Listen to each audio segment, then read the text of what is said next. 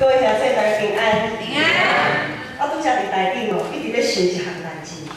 我今仔是正道到底是要用台语，还是要用华语？我一直咧想，因为我看到真侪小朋友，我看到许多小朋友在我们当中。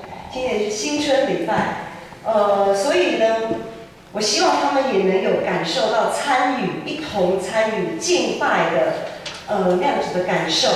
所以，我决定，我今仔是要讲台，要用华语来讲到，咱三个来祈祷，我们一起来祷告。天父上帝，我感谢你，感谢你在新春的大年初一召聚我们来这里敬拜你。主，因为我们的好处不在你以外，我们感谢你这样召聚我们，要赏赐你莫大的福气在我们每一个人的身上。愿主你的话语亲自安慰我们，亲自监护我们，也带领我们前面的道路。我们这样的祷告是奉靠主耶稣的名。阿门。各位在新年恭喜，新年快乐！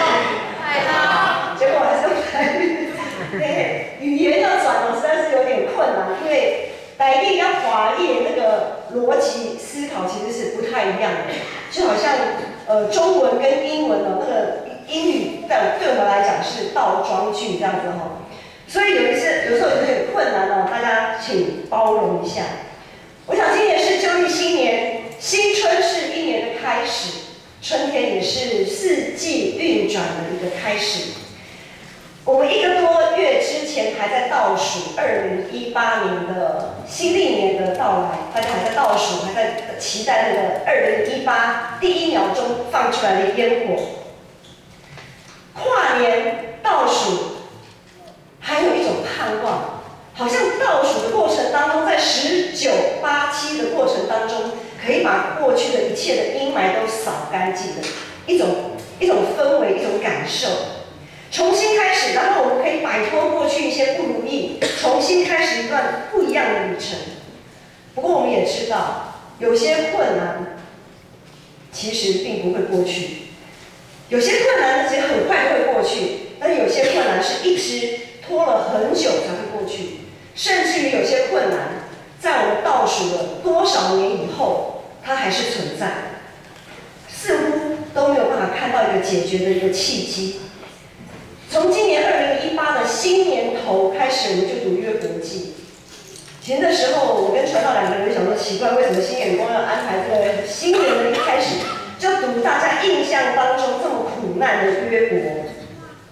约伯记从2018的年头1月1号开始读到昨天截止了。如果有跟着我们读经进度在跑的弟兄姐妹，就会知道，约伯苦难的约伯终于过去，好像我们的苦难也可以跟着这样子过去一样。约伯所经历的试炼，在我们的生命当中，其实多少都有碰到。我们有的时候，我们会有失去亲人的这样的经历，我们会有失去我们的钱财、失去我们财富的经历，我们可能也会有失去亲朋好友对我们的支持这样子的经历。我们甚至于也在苦难当中不断的怀疑自己存在的价值跟意义。我们可能碰到约伯境况当中的其中1、2项，也可能在我们的一生到今天为止，可能约伯所有的经历，我们也都经历过。约伯在这么大的试炼当中，他一直维持跟上帝有一个合一的关系。在之前的讲道有谈到，合一的关系就是我该怎么样去反映我现在的情绪状态，我就是很适时的反映出来，我不虚假。约伯他是一个对上帝、对自己、对朋友都诚实无伪的人，他内心想什么，他的嘴就说出来。可能大家觉得说，内心想什么，嘴巴就说出来，很容易啊，很简单，这应该是很简单的事情。其实真的要做是很困难的。我们来回想一下，约伯他一开始是一个在大家眼中的一个好人，这个好，而且是一个完全的好，不只是他的人好，他的家庭、他的家族整个都是好的，他是一个信仰的典范，看起来完美无缺。可是呢，突然，其实大家也不晓得是什么样的原因，约伯遭受了这么大的一个灾难。假如在我们教会当中有这样子一个人，本来是好的无比的人，突然一个大灾难临到这个家，临到这个人的身上，第一个大家的反应可能是真的好可怜哦，求主怜悯他，我为他祷告，迫切的为他祷告，迫切的为他的家庭祷告。过了一段时间之后呢，可能开始就有人开始说了，开始会对他的这些遭遇，对他的一些反应品头论足，可能会说，那他碰到这样的事情怎么没有怎样怎样怎样？他碰到这样的事情应该怎样怎样怎样怎样？哇，这个话就很多了，开始一传，然后又开始一传十，十传百，每个人都按着自己心里的想法，都按着自己心里的以为，按着自己心里应该要怎么做的做法，去开始一个传一个，一个传一个。讲到最后，整个教会都知道这个事情，问题是大家知道的是不是事实？这就是一个问号。大家知不知道背后的原因？大家到底知不知道这个人他所面对他心里的那样子的冲突、恐惧、不安跟消沉？如果我们是这样子一个人，你还会想要待在这间教会吗？可能不会。如果我的事情就这么样的被摊开在阳光下，受众人的检视，然后又受众人的品头论足，又受众人的指责，受到许多疑惑、怀疑的眼光，我们还待得下去吗？很难吗？要诚实的摊开在阳光下是一件很困难的事情。有句话说：“家丑不外扬。”不好的事情千万不要让人知道，就是不想让别人在背后说一些有的没有的。约伯碰到这么大的事情，他整个村庄无人不知，无人不晓。不只是外表上看得到他这样子损失了这么多东西，失去了这么多东西，不只是这些，甚至于连约伯他内心的状态也完全的暴露出来。因为当他的朋友不断的在跟他对话的过程当中，就在我们读约伯记从第4章到27章的整个过程当中，他的整个心怀意念全部都摊开在阳光下，不只是外在，连内在都摊开在阳光下，一点都没有办法隐藏。这是一个多么大的、多么深的一个痛苦。约伯掏心掏肺，在过去这么多的时间当中，他掏心掏肺的一直不断的解释他的为人，一直解释呈现出他最真实的一面。但是他所得到的回应到底是什么？他所得到的回应却是一再的被人曲解，就好像我们去医院接受全身的那种健康检查，那种全套的，就是什么都没有做那种健康检查。好，该做的检查都检查了，可是呢，你却面对的是一群庸医。真的是无奈到极点啊！然后那些庸医就看着你的检查报告的那些数字，开始对你品头论足。哎呀，某某某，你这个身体怎么这个样子嘞？你到底有没有好好在照顾自己的身体啊？等等之类的。你还会在这家医院继续为他接受治疗吗？算了，鼻子摸一摸倒霉，碰到这个医院，碰到这些庸医。不替我想个办法，还在后面一直数落我，还在一直推我下水，这样。约伯的痛苦在当时没有人可以安慰他，约伯他所遭遇的这样的情况，没有人可以理解。约伯不断的呼吁他的为人，也得不到任何的回应，甚至于上帝也没有任何的回应，一直到37章，约伯记总共42章，从约伯开始一路走来到37章，那么长的篇幅，上帝一句话都没有。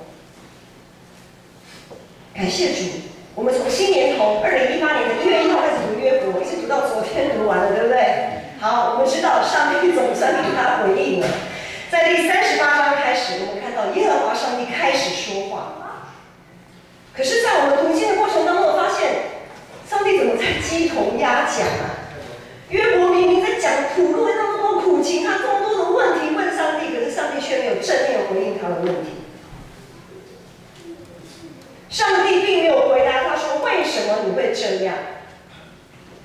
没有，上帝也没有说：“好，那这样子吧，你也受过多苦了，好，那我就要医治你。”也没有，上帝并没有说这些。上帝虽然没有正面的回答约伯所提出的问题，但是上帝亲自向约伯启示他自己。上帝的话语成为约伯的安慰。上帝的话语把约伯所有的痛苦，让这些痛苦在一瞬间就被挪去了。约伯得到全然的释放。只要有上帝，什么都不重要。除你以外，在天上地下，约伯别无眷恋。在这里，我要举一个例子。还记得我刚读神学院受呼召去读神学院的时候，读神学院我们都知道，在第一年刚进去的暑假，就还没开学之前的那个暑假，就要修希腊文。希腊文是非常痛苦的一个震撼教育。好，那一年就希腊文嘛，读，哇，好不容易读结束了，也考完了，结束了，哇，总算可以放暑假了。那从希腊文整个暑假结束之后到正式开学，大概还有10天左右的时间。我就想，总算放暑假可以轻松一下，因为想说开学以后又是另外一段非常艰苦学习的开始。可是就在我这么想的时候，就在当天晚上，子爱就开始发烧。那天一节传道，他刚好不在家，他去金门，他们公司3天的旅游到金门去，这样，他刚好不在。那天晚上开始，子爱就开始发烧，烧得很高，是39度这样。实在是没有办法，我就带他去急诊看急诊。急诊的医师弄就说：“哦，真的好像肺部发炎啦。”我就开个抗生素给他回家吃，这样。好，抗生素拿回家吃，可是呢，因为急诊，所以3天的药，在这3天当中呢，不见任何效果。多少有一点效果啊，就是吃了药退烧，大概2-3个钟头以后，他又开始烧起来了。他整个温度就是这样，烧得很高，然后吃了药以后掉下来没有多久，又是飙上去这样。所以那个效果其实是应该是没有的。好，3天的药吃完，回去门诊继续看。那医生就又换另外一个医师了嘛，门诊医师。门诊医师也还照了片子，然后又跟我们讲说，这个肺部我们觉得还是肺部的问题引起的这个高烧，可能是一些什么细菌病毒之类的。好，然后又开了1个礼拜的抗生素，回家继续吃。3天加7天，刚好10天，我的假期就这么没了。没了也不打紧，在后来这个7天啊，就是后来的这个7天，这个药还是没有效果，一样维持2-3个小时，体温降下来，可是后来又继续飙高上去。哇，这下子我的心就是一天看着它不见好转，到了第10天，也就是我要新生训练的那一天，就在那一天我们就想说不行，这样下去我们换了一个医师看。早上，因为新生训练是从下午开始，所以早上我还有时间，我们带他去医院看了就看一个医师，那医生就说这可能是耳朵的问题，我看不太到耳朵里面。他说因为耳朵有耳垢塞住了，看不太到，所以要我们去耳鼻喉科，转到耳鼻喉科，又转到耳鼻喉科去看。这耳鼻喉科那小儿的耳鼻喉科里面呢，他就说这样子，因为小孩子一定会挣扎嘛，他那时候才4-5岁。然后他就说：“妈妈，你这样子我不行的，我这样子那个小孩子我没办法看到那个耳朵里面到底是怎样。”我心想：“你是医生，你都没办法，你问我有什么办法？”好，然后反正我跟传道长就不断的祷告，然后就想说：“好，你没有办法，那我们再找另外一个耳鼻喉科的医生。”好，就这样子，一个早上在乌针，然后后来总算找到一个医生，他说我们来照个片子，就照。头部的这边的片子，他就照片照起来，那时候已经弄到快接近中午了，这样。就那片子一照出来，那个医生判读就说：“你女儿整个耳朵里面发脓发炎的很厉害，整个脓已经耳膜都要爆破了这样子。我整个听得当场傻眼，然后他就说，这样子的情况有可能他的耳膜就破了，他就会失去他的听力。整个一直弄到中午过后，下午我已经也要到了快要去学校的时候，怎么办？医生就说，对，这个时候就只能住院，直接注射抗生素看效果怎么样。他说目前那个时候只能这样处理，那个医生这样讲。好，看效果怎么样？意思是说还不见得可以好这样。子爱是一个很特别的孩子，因为我的3个孩子都是我自己亲手一手带大的，子爱当然也不例外。可是他的特别在于，他晚上一定要跟我睡觉。哥哥姐姐还不用，晚上还不用，他们可以自己睡。可是子爱他就是一定要晚上要跟我睡觉。他是个晚上一定要跟妈妈睡觉的小孩。然后这一天呢，是他也是从小是个健康宝宝，几乎也没有什么生病的小孩。所以突然听到这样的消息，对那个时候的我来讲是非常震惊。然后更让我觉得很为难的是，我要去新生训练了。新生训练一去就是2天，所以当天晚上我也没有办法回来。他第一次的住院，第一次住院的那个晚上，第一次没有妈妈可以陪的晚上，我居然要做这样的选择。我到底要怎么选择？其实我那时候，我真的非常的痛苦。呼召的路本来就不是一条好走的道路，在一开始，上帝就给我这样子的功课。可是我们的救主耶稣基督，他为着我们，也因着要成就上帝的旨意，他也毅然决然地走向十字架。我在想，这条呼召的道路，我们每一个基督徒，如果耶稣都不可避免，我们应该也无法避免。所以那天在那个时候，我选择离开了慈爱，我走向学校，我从医院一路走向学校，我一边走一边哭，一边走一边祷告。那天晚上学校活动整个结束之后，我就在被安排的宿舍里面，很巧，我觉得可能是天父上帝的知道我的需要。一般新生都是2个人一间房，不会1个人一间房。可是那一天我就刚好被安排在1个人一个房间这样。我就一个人在宿舍的床上祷告，祷告了，我不晓得祷告多久。在祷告的过程当中，我也很纳闷，我也很疑惑，我甚至也跟上帝生气。我说主啊，你给我这样的一个孩子，可是你今天居然这样对待他，你呼召我走这条道路，我也回应你了，我也来了，可是你居然这样子，你是这样子看过我的孩子的吗？其实那时候我有点跟上帝在埋怨，我在想到底是怎么样一回事，然后一边祷告一边哭，就一边在那边。还是只能祷告，我除了祷告还是只能祷告。我不晓得祷告了多久，上帝给我了一句话，上帝说，他是你的孩子，我知道，难道他不是我的孩子吗？上帝对我说，慈爱是你的孩子，我知道，难道他不是我的女儿吗？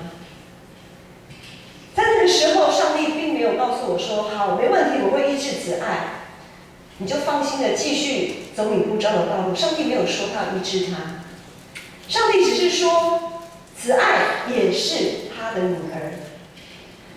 但是上帝给我讲的这句话，却给我很大的安慰。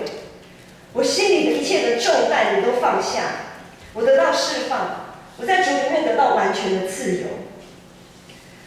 上帝的启示成为当时候的我，他向我显现，他亲自向我说话，成为我很大的安慰。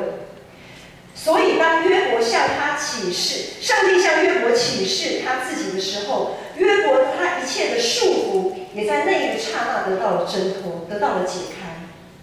约伯的朋友，他们以自己的智慧，不断地向约伯说了那么一大堆的话，说了那么一大堆自以为是、自以为好的话，结果在上帝的启示当中，他们也发现他们的推论、他们的讨论、他们的谈论都是一些泡沫，根本就没有这回事。但是这些朋友并没有因此觉得丢脸、生气，然后觉得面子挂不住，好将错就错。我就是觉得约伯是这个样子啊，我不管上帝怎么说，我就是觉得他是这样子的人。没有，约伯这些并没有一直抓着自己的罪恶不放。这些朋友他们马上悔改认罪。那么约伯呢？这些朋友带给约伯这么大的伤害，约伯也并没有抓住这个机会点，就好像当做一个武器要反击。你们把我说成这个样子，我就要趁胜追击，这样子要数，我也要回去数落你们一下子。没有，约伯也没有，约伯反而为他们祝福。因着上帝的旨意，约伯跟约伯的朋友都愿意放下自己的感受。约伯不是做表面功夫的人，他是尊心无误乎给啦，他是心灵诚实的人，他的祷告是诚实的，所以得到上帝非常的喜悦。在今天的经文中，42章第10节，约伯他说，约伯替他的朋友祷告的时候，耶和华上帝就让他的境况都完全的复原。然后耶和华上帝所赏赐给他的是以前的2倍，更多更好。可能有人会想说，那当然了，上帝对约伯这么好，给他加倍的祝福，他当然很容易就放下过去的痛苦啊。如果是我的话，我也可以。可是大家有没有发现？大家要思考一件事情：如果你有10个孩子，不要说10个，1个就好。如果这个孩子你失去了这个孩子，这个孩子是可以拿其他的孩子来取代的吗？没有办法。再怎么样，失去就是失去了。上帝给你2个、3个、4个、5个、10个，也没有办法取代这个失去的孩子。所以不是取代的问题。再来，我们要就是后面补上的这一些更大的祝福是没有办法安慰约伯的。所以刚才有讲到，真正的安慰约伯就是上帝亲自的启示，上帝的话才能成为约伯的安慰，而不是这些祝福。约伯能有这样子的转变，并不是因着外在的这些祝福，因为在这些祝福来到之前，他就已经转变了。这些外在的祝福是在约伯转变之后才临到的，而这些祝福就是他跟上帝相遇之后才得到的。我们千万要了解这个顺序，而且这些祝福就是给那些信心不够的人看。这些祝福其实不是给约伯，不是安慰他用的，是给那些在约伯周遭他的朋友、他的亲戚，是给那些人看的。因为当这些祝福来到了以后，这些亲戚的哇哇哇哇，一开始闪得远远的那些人，通通都来了。因为我们一般的人很容易就用外在的祝福、外在的景况来推论、来推想这个人跟上帝的关系。我们很容易被外在的东西蒙蔽，所以上帝给约伯祝福，不是给约伯看的，是给那些不相信或者是信心不够的人看。我们是属于哪一种人？因为这样子，所以主耶稣他才会说，没有看见就信的人是有福的。我们要成为那有福的人，弟兄姐妹。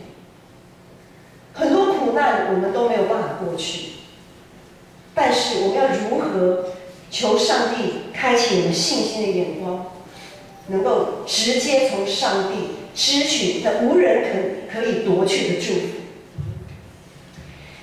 我们常常在新年的时候会盼望自己会新年新希望，会希望自己的身体健康、工作顺利、学业进步等等，这些都是外在看得到的东西。我们曾经是不是曾有过？我们希望我们的新年新希望是看不到的，是我们内在的，是我们自己跟上帝的关系可以越来越好，我们可以对上帝越来有更多的认识，这个是人家看不到的。我们是不是可以祈求这样子的一个新的新希望，能够跟上帝的关系越来越亲密？约伯和他的朋友，虽然在整个过程当中他们的关系破裂，但是也因着他们在基本上都是敬畏上帝的人，在基本上他们都是寻求智慧的人，在基本上他们都是渴慕上帝的人，所以当他们与上帝相遇的时候，当上帝向他们启示的时候，他们可以放下，然后他们可以复原。他们破碎已经无法收拾的情谊，透过上帝亲自的启示，重新的又复合。在新的一年，特别是有些在家族成员里面，昨天是除夕团圆夜。对于信主的家庭来讲，信主的家族来讲，或许是真的是非常喜乐的团圆夜。可是对于在家族里面有未信者的家庭来讲，却非常的有些事情还蛮尴尬的，有些事情还蛮难瞧的，有些事情还蛮难去处理的。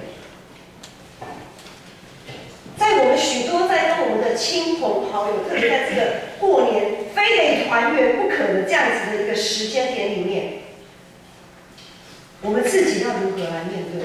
我们自己要如何来看待这样子的关系？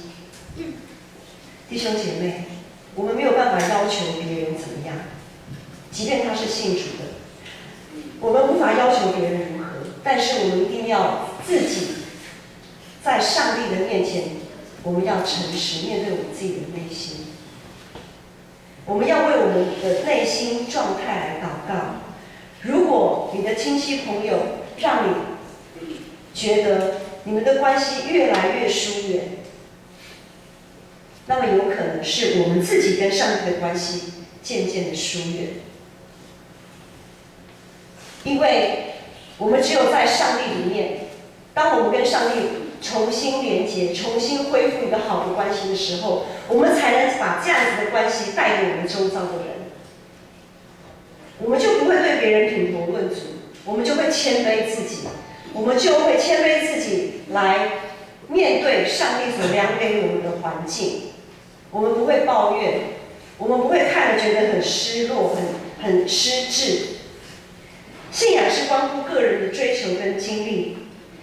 求主愿主的灵帮助大家，让我们可以重新从自己开始做起。过去有许多不好的关系，我们要在新的一年里面，求主帮助我们重新修复关系，就好像约伯跟他的朋友一样，让我们确实的，当我们的生命能够被改变，首先被改变的时候，福音才有可能传得出去。福音绝对不是挂在嘴巴上说说而已，福音绝对不是啊，你有爱来信上帝哦，你就来信上帝哦，才能怎样怎样怎样，绝对不是这样。如果这么简单，不用轮到我们传福音。使徒初代教会的使徒们比我们大有能力，他们福音为什么传不出去？如果这么简单就可以传福音，他们就早就传遍了，传到地极了，还轮得到我们吗？传福音是用生命，用我们生命去传，用我们所展现出来的那个生命去传，用我们展现出来，即便是有风浪，即便是有困难，我们要怎么样去面对我们的风浪困难？这样子的一个生命，这样子的毅力，这样子与主的一个关系，我们要用这样子的生命去传福音。盼望我们的每一个人的生命，盼望我们台湾基督长老教会每一间教会都能够明白，唯有我们自己从自己做起，在我们跟上帝的关系重新连接之后，当我们的生命可以重新被改变了之后，福音才能被传到地极，耶稣基督才能成为每一个失丧的人生命的救主。因为除他以外，我们没有其他的安慰与帮助。我们一起来祷告。天父上帝，我们感谢你，在新春的一开始，你给我们这样子的信息，这样子的提醒，让我们每一个人都可以在你里面与你重新连结。主，我们所盼望的应该就是这个，这是那个最大的福分，就是在你里面，我们在你里面，你也在我们里面，让我们的生命可以不断的更新，让我们过去一切不好的关系，通通在你里面重新被修复，重新被更新，好叫主你的福音可以借由我们这样子的一个器皿被传扬出去。主，我们感谢你，同心祷告，奉靠我主耶稣基督的名，阿门。